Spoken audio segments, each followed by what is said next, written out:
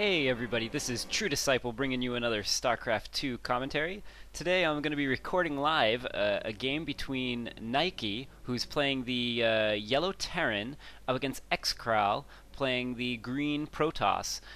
Both players are Diamond players. Neiki is a good friend of mine. XKraL I'm not familiar with, but I'm assuming he is also equally good at StarCraft 2. So we should be in for a good match. And here on Metalopolis, where games tend to last longer than usual. So I'm hoping for a long game here, as I've cast a few 20-minute and under games. Although I did just cast a 30-minute game that will be uploaded soon. That is quite fun to watch. So, but I don't know what to expect from Neiki here. I've seen Neiki play before, but he tends to mix up his play style a little bit. Although I do know that he loves Marines. He definitely loves his Marines, and I don't know at all what to expect from our player XKraL here. But we'll see. So he's got just his pylon going down at 9 and sending out an early scout. And meanwhile, we can expect a 10 supply. Yes, a 10 supply supply depot. And it looked like somebody was slowing down the game there, but oh well, everything seems fine on my end, so no problem there. A lot of chatter going on. So looks like some people saying they're going to attack with the Marauders, and people are discussing strat there. So I'm going to stop reading that so I can focus on casting the game.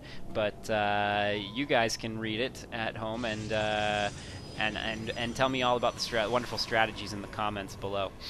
So Gateway going down at 13 there. And so I noticed that a lot of Protoss players are now throwing down their gateways at 13 instead of 12, as it allows you to not stop your probe production at all, which is definitely something that is preferable, especially on a map like this. And they are in cross positions. I mean, they're extremely far away. And here we go, a little harass. XKraL finding SCV working on the barracks here and harassing this SCV. And it looks like it did go down, and the barracks has stopped, and he has delayed the barracks by that much. So I mean that's a huge harass there. Luckily, Neiki getting in there and building it back up, but that's going to delay the first Marine that much more, and mean that the probe gets to stick around that much longer. Meanwhile, we have a Cyber Core going down, probably started at 16, so a pretty standard build. He can either go into some kind of early tech or a 4-gate or a 3-gate robo. So we'll see what happens there. Meanwhile, this SCV is scouting. It appears that Neiki has not yet found XKraL. So, but he'll find him on the next scout here as he paths along to his next area. And the Cyber Core is now down, so I'll be interested to see what happens here. He's pumping out his first Stalker, and he is sending it straight to the Xel'Naga Watchtower, close to Neiki's base, where he's gonna find an SCV, where he's gonna find Neiki's SCV hanging out there and holding it. So he's not Chrono Boosting it. He's just kind of, I'm not sure what he's using his Chrono Boost for. He's got 48, so I'm not sure if he's saving it up or just falling a little bit behind on macro. So we'll have to see what he ends up using it on. Meanwhile, we got Marine coming out, and we got Concussive Shell being researched. So it looks like he's going to get out some Marines at first, or just the one Marine, and now he's going to go straight into Marauders. So this was mentioned actually by Day 9 in a Day 9 commentary I was watching him. He was talking about how people oftentimes, like, they'll go a Marauder build and they have a barracks and they have a tech lab on it, and they will refuse to build Marines from it, even though they won't have enough minerals or Vespene gas to build the Marauder or build the Reaper that they want to build.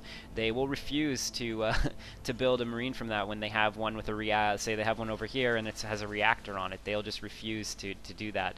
And so he was saying how it's important to, if you have the resources, keep them going. If the one with the reactor is already building, and there goes the SCV Stalker killing the SCV and come up here, but he knows it's coming, so he's getting his troops ready by the edge there, and this Marauder will destroy that Stalker. So he needs to pull back, and look at that concussive shell slowing it down.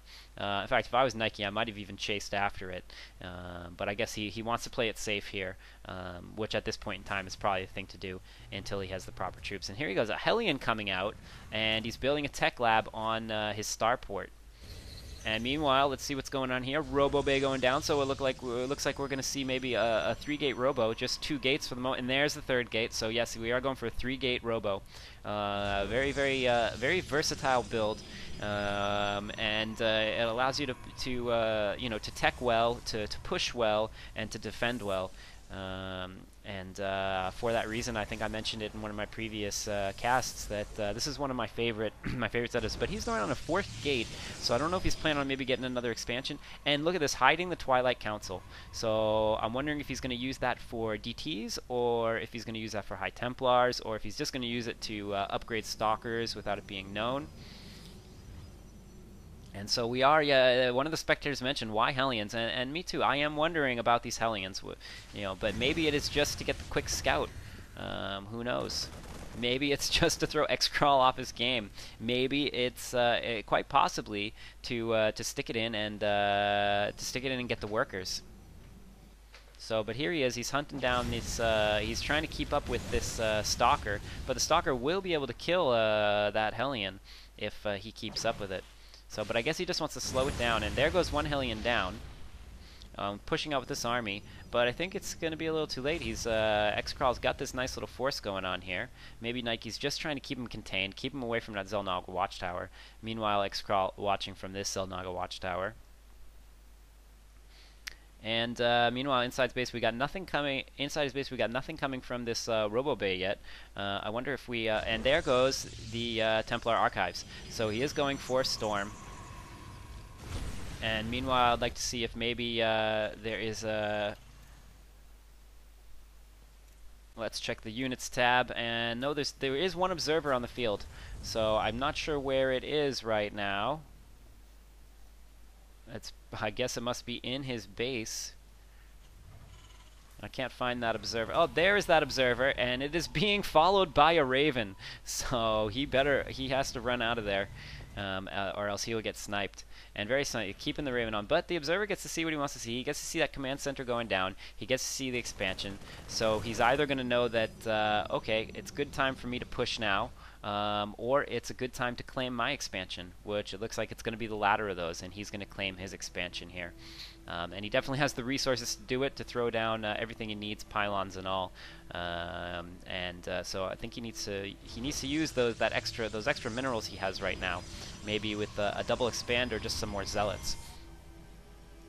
Oh, meanwhile we have this force that looks like it's about to push with the Raven here for the point defense drone, and we don't see anything being, we don't see the seeker missile being researched. So he's just keeping it for detection and mostly for that point defense drone, which is so effective against stalkers. But as we can see, stalker is not it's not where he's going anymore. So, but this forward pylon getting destroyed, getting sniped out, and Storm is just finishing now. Oh, and the timing on that Storm. The timing on that Storm was incredible, and he just got the Storm.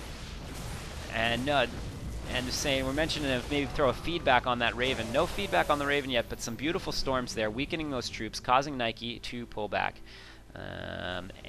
With this base going up and this base already harvesting full, let's check that income tag real quick, and we can see that Neiki is harvesting over twice as many minerals. And look at the drops. Look at these the drop of the Hellions in his base, killing I don't know how many probes there. But let's check the income tag again. Look at it. Looks like XKraL is down to 18, and I mean he's basically lost almost everything. He's even got a bunch of workers sitting here doing nothing. He needs to, yeah, there you go, put them back on the line. But he's down to 19 workers now, over 36, and this is not good. And look at Neiki, very smart, holding his dropship back here with the Hellion, and we see that why Hellions are just so effective at killing workers. They can come in here and destroy so many workers, and he did that very well. While this fight was going on here, and we were busy watching this fight, he was dropping in the base and throwing the Hellions in there. That was very well played by Neiki right there. So now we see this expansion coming back up, but I don't know if he can come back at this point. And Neiki going for now a third expansion, a hidden third off to the side. He's got some Banshees. Let's see what's in production for him. He's got siege tech being researched. He's got siege tanks coming out. He's got Marines and Marauders coming out. He's got quite a sizable force. Meanwhile, we just got a Templar, High Templar, and a Stalker just warping in. Let's check the army size really quickly. So the army sizes are pretty even as far as the resource cost, as far as the cost of the two armies. Now, this is where XKraL is behind is because of his probes. He's behind in supply because of his resources, because of his that harass. So this is the time for him to push out and make a counterstrike. I think he really needs to do something here and try to hurt Neiki's economy, because as we can see, as this goes on, Neiki's army slowly but surely creeps up and gets bigger and bigger than XKraL's due to that worker harass that we saw there. Meanwhile, in production, we see Zealot Legs. The Zealot Legs has just started. We see a Forge going down, so it looks like now XKraL's thinking about getting some upgrades. We see Cloak, Banshee Cloak, I believe that is going down. Let's check. Yeah, Banshee Cloak starting. So we're looking for some Banshee harass, and this is very smart. It looks like Neiki, he doesn't just want to push in the front.